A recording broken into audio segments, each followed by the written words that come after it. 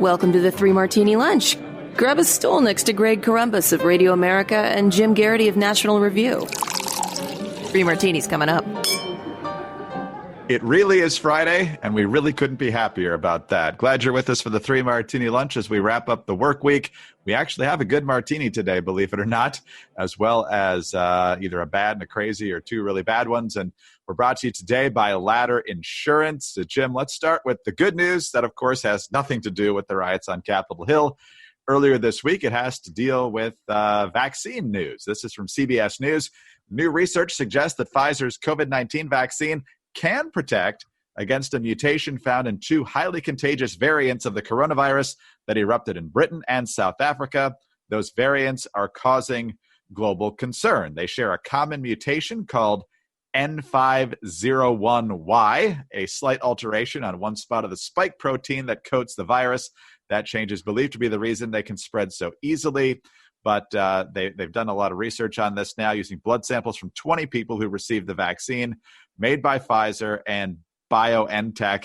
And it looks like the antibodies from those vaccine recipients successfully fended off the virus in lab tests. So that is a huge sigh of relief. We talked before about how this is more contagious, but certainly no more virulent, maybe even less virulent.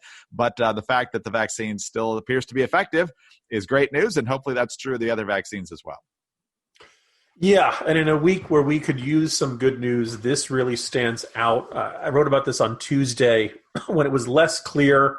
These results hadn't come in yet, and there was genuine reason to be worried. You know, viruses mutate, and the vast majority of those mutations are not really significant from the perspective of a human being. They don't really change the virulence level of the virus. They don't change the ability to resist antibodies. And as you said, the two mutations we have seen, one mostly found in the UK, the other one mostly found in South Africa, both make it more contagious.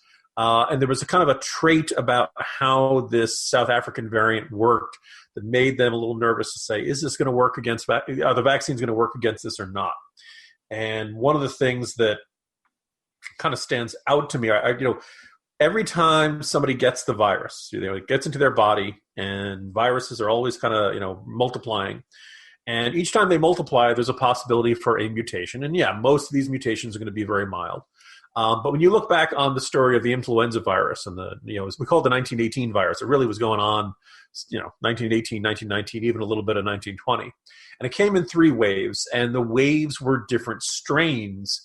And those strains, some of those strains were, the second one was by far the worst.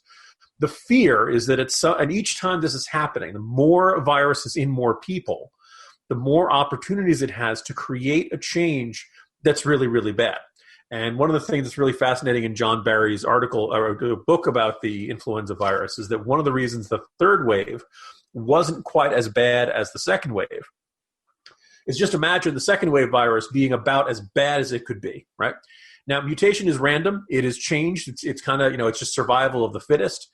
But it comes to kind of this interesting theory that the second wave was just about as bad as it possibly could be, so that any new change, any mutation was actually going to make it slightly less dangerous, slightly less contagious, less virulent and all that. We don't, the more people who get this, the more we have to worry about the possibility of it making some sort of dramatic change and either no longer being effective against vaccines or, God forbid, more virulent or something like this. So good news from South Africa. I'd like to see a little more testing just to prove this hasn't been peer-reviewed and stuff like that. But so far, it looks like we dodged a bullet, and now it's just a matter of getting those vaccines rolled out. And boy, it's just good to know that's all going rapidly and smoothly all across the country, right, Greg? Oh, it's a total mess in a lot of places, as I know that's what you meant. And there was just a New York Times story even. New York Times, Jim, about how dispensers of the vaccine in New York have had to throw some of it away because they have to hold to the strict list of who's allowed to have it at certain times instead of giving it to who's available. So great job, everybody. Great job. All right. But as we have learned this year in terms of the coronavirus and many different things, a lot of other people are, putting off routine screenings and other tests, and other health concerns are on the rise, mental health certainly as well. And so we know how fragile life is. We also know that the most responsible thing you can do, because you never know what's going to happen, is to not leave your family in a financial mess if the worst were to happen to you. You don't want to leave your spouse or your kids or whoever else with a major financial burden. So it makes sense why people get life insurance, especially term coverage, which is actually really affordable. So why not pay a little bit each month to protect the ones you love? If you're asking yourself this question, you really want to take a look at Ladder Insurance. Ladder makes it impressively fast and easy to get covered. You just need a few minutes and a phone or a laptop to apply. Ladder's smart algorithms work in real time, so you'll find out instantly if you're approved. There are no hidden fees, and you can cancel at any time. And since life insurance costs more as you age, now is the time to cross it off your list. So lock in your best rate today. Get your family covered with Ladder. Go to ladderlife.com/martini. That's LADDER life.com/martini. Ladderlife.com/martini. Well, Jim, speaking of life, we are mourning the loss of a Capitol Hill police officer. Brian Sicknick is his name. He was killed as a result of physical encounters with the rioters on Wednesday. Some reports suggest he was hit in the head with a fire extinguisher. It appears that there will be more information coming out. 42 years old. I also saw this morning that I think there are 56 total Capitol police officers injured. So the idea that all of them just sat there and waved everybody through the door is certainly not being borne out by the facts. But there are concerns about lack of preparedness and what exactly did happen there. Why weren't more officers in place? Why did everything play out the way it did? Why was it so easy for these people to get into the Capitol? Some of the things we've heard is that, well, they got those bomb threats at the RNC and the DNC, and so they had to send personnel there. But there are some consequences for the people at the very top here. U.S. Capitol Police Chief Stephen Sund is resigning amid criticism over an apparent lack of preparedness. Nancy Pelosi had called for that. She also says the House Sergeant at Arms is submitting his resignation. And Michael Stenger, the Senate Sergeant at Arms and doorkeeper, has resigned as well, according to Mitch McConnell. And Chuck Schumer had said a day or two ago that he was going to fire Stenger if he wasn't already gone by the time he becomes majority leader. So, Jim, I mean, so many things here. The Capitol Police Force is reeling from everything they went through, the loss of a fellow officer. Now there's going to be a major change at the top. And there's still all these unanswered questions, including the shooting of Ashley Bobbitt. So a lot of things to be answered here, and a lot of head scratching still going on. You know, earlier today, Greg, somebody had responded to something I'd written critical of the president, and he said, I can't believe you'd kick a man when he's down. And I don't really find that all that compelling. But in the assessment of the U.S. Capitol Police, after a day in which 50-some members of their team and their forces have been injured, where one of them passed away, the report that was seen in the New York Times from unidentified law enforcement sources was that this officer had been hit with a fire extinguisher, and that had caused him, I assume, some sort of head injury. He went back to his post, or I guess the central command, the location of the Capitol Police, and later collapsed, and his injuries were not immediately visible, and he succumbed to them. I don't have. It's interesting. There's one video that's floating around that allegedly shows the police opening a gate. Now, the person who took that video, went back and I checked, he did an interview with Newsweek. And that person who took the video said that, well, there was a handful of cops against 1,000 or several thousand people coming towards them. That basically opening that gate was, strategic retreat. They realized that there was eventually the gates was going to get knocked down by the mass of people coming through and pressing against it. They retreated back to a building to a better and more secure position. I'm not qualified to determine whether that was the right call in that situation or not. I think we can all recognize, though, that these police in this sort of situation, they don't have a lot of good options. If there's a handful, half dozen of you, a dozen, and you've got 1,000 people or more than 1,000 people coming your way, and they're all intending on with mayhem on their minds, that determined to get past you, no, those gates are not going to stay up very long.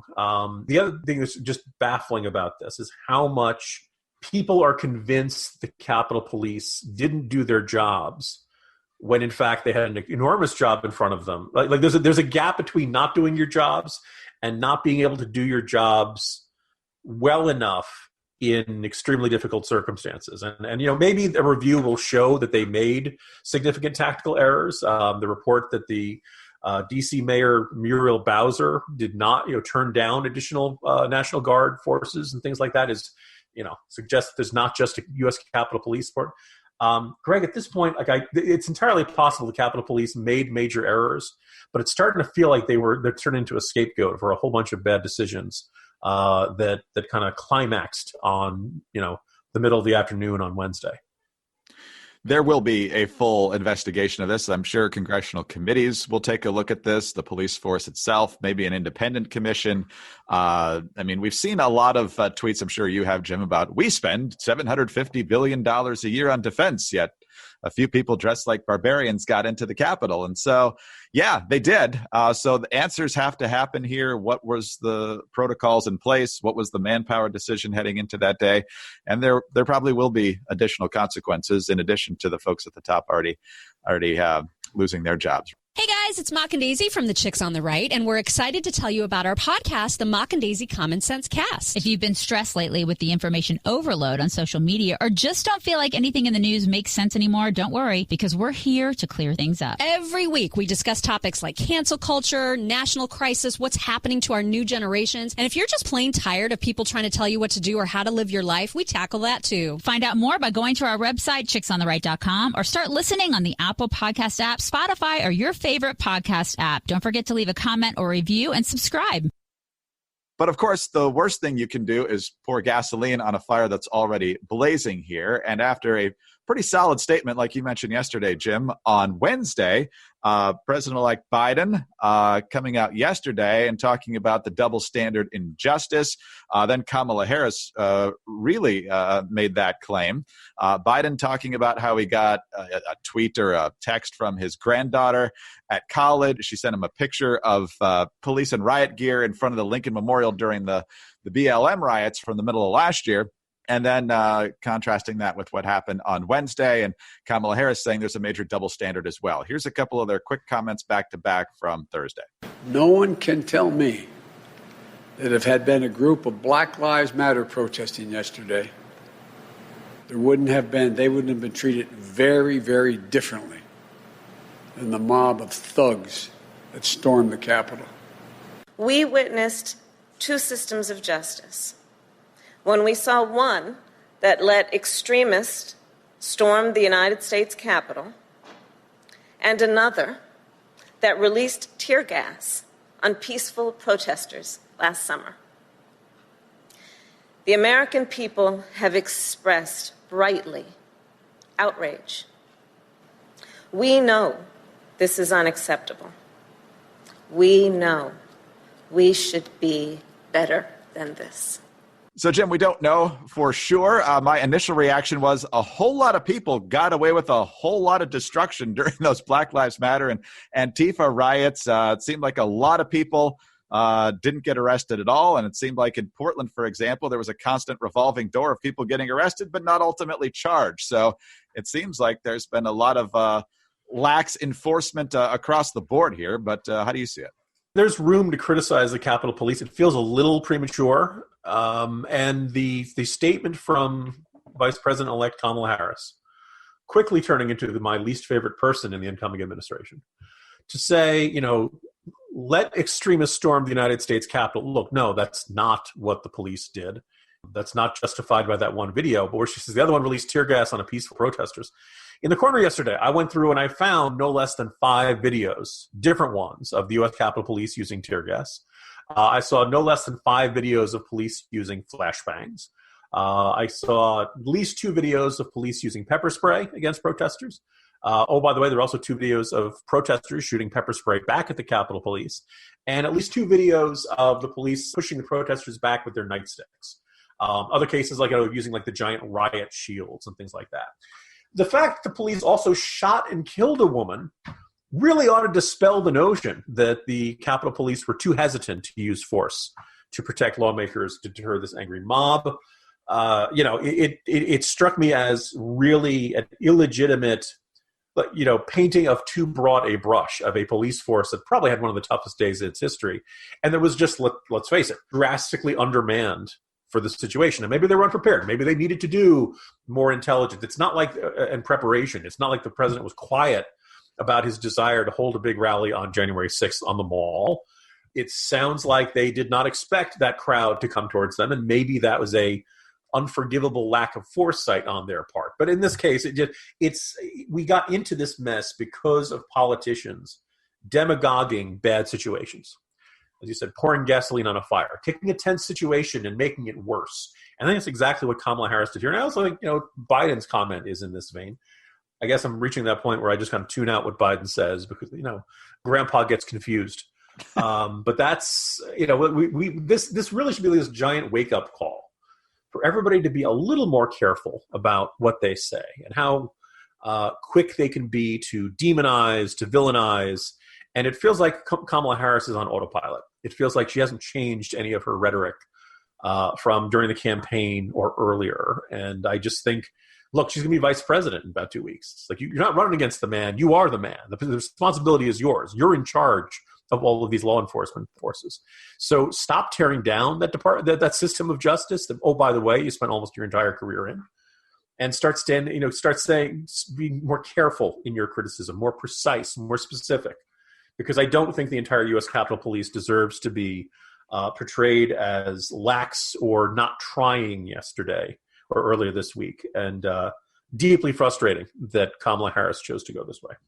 Yes, and I would say that Merrick Garland, the Biden choice for Attorney General, which is news that got thoroughly buried on Wednesday, we're never going to be in love with a major cabinet official choice from Joe Biden. But given that he was also considering Sally Yates and Andrew Cuomo, and folks like Andy McCarthy, your colleague at National Review, I actually think pretty well of Garland as a person. It could have been a lot worse. So that might ultimately be a good thing, or at least as good as it could be in this administration. Yeah, I mean, people forget Merrick Garland was the prosecutor against Timothy McVeigh, I believe. I mean, he had a long, distinguished career as a prosecutor, and prosecutors tend to be, fairly law and order and things like that. So he's capable, he's experienced, he's got the right kind of resume for the job. Some conservatives may even see it as something of a victory that you get him off the bench with a lifetime appointment and put him into a job where he's probably not going to serve more than 4 years. But look, yeah, you're right that compared to Sally Yates, compared to a bunch of other much more partisan figures, Merrick Garland is probably going to be fine. Well, certainly better than it could have been, which is about as good as we can hope for at this point. Of course, Jim, not getting a lot of attention right now, but there are 6 NFL playoff games this weekend, including the mighty NFC 7th seed Chicago Bears, who are headed down to New Orleans to play the 2nd-seeded Saints on Sunday afternoon. If you were with us on Monday, you know how optimistic I am about this game. Not very, but hey, you can't win if you're not in it. So hopefully America can unite around the Bears this weekend. What do you think? Greg, what are playoffs? I thought the season ended in week 16 and everybody just went home, and that's, and then everybody got excited about the draft. Isn't that how football works, Greg? No, good luck to the Bears. I'm sure our New Orleans area listeners won't be agreeing, but you deserve some joy, Greg. Someone on this podcast deserves some joy, so might as well get some to you. There's a good chance in future weeks of these playoffs I'll be cheering for the Saints. So this is not an anti-Saints commentary at all. But there are other teams you hate more. So. That's absolutely right.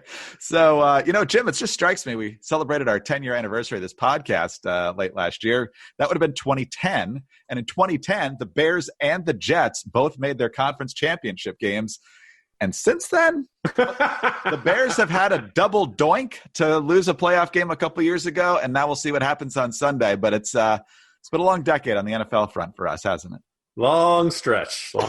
Yeah, we can just skip over the 2010s. So. Well, let's hope we have a little more sanity come Monday. I'm not optimistic about that either, but we'll see. Jim, have a good weekend. See you then. See you Monday, Greg.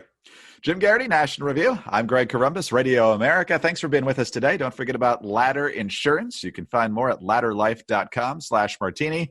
Also, subscribe to the 3 Martini Lunch podcast. We appreciate very much your kind reviews and your 5-star ratings. You can also get us on those home devices. All you have to say is play 3 Martini Lunch podcast. Have a great weekend and join us on Monday for the next 3 Martini Lunch.